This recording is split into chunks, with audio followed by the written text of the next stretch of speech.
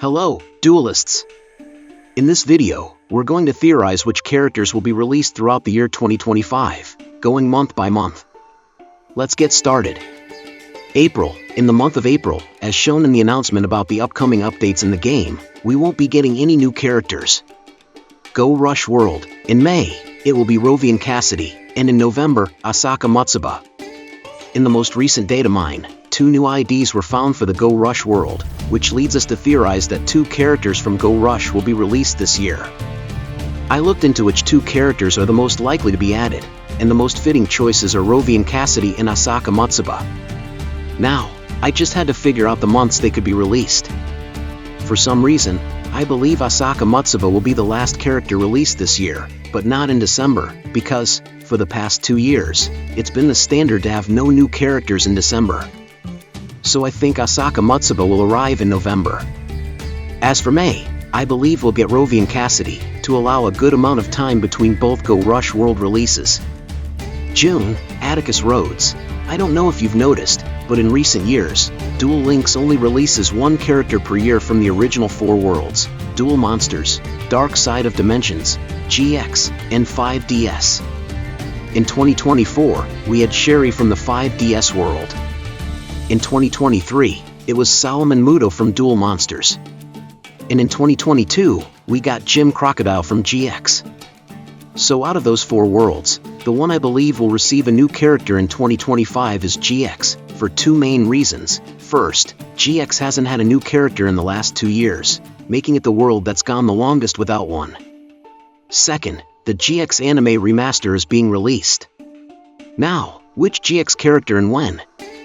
I believe it will be Atticus Rhodes, as he is the most requested GX character.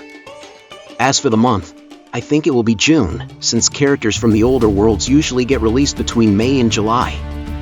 July, YuGiOh. In the same data mine I mentioned earlier, there was also a new ID found for the Sevens world. In my opinion, the most likely character to be added from Sevens is YuGiOh, since the Sevens world is currently adapting the Goha siblings arc. We already have YuGiOh in the game, and Yuka is the next most important sibling. I think she'll be released in July, to create a good gap between Rush Duel releases. August, Blue Maiden and Aqua. Just like in January we got an alternate version of Soul Burner, where he joins forces with the Fire Ignis, Flame. We will also get an alternate version of Blue Angel, where she becomes Blue Maiden and teams up with the Water Ignis, Aqua. I believe this event will happen in August, to space out the Vrains world events properly.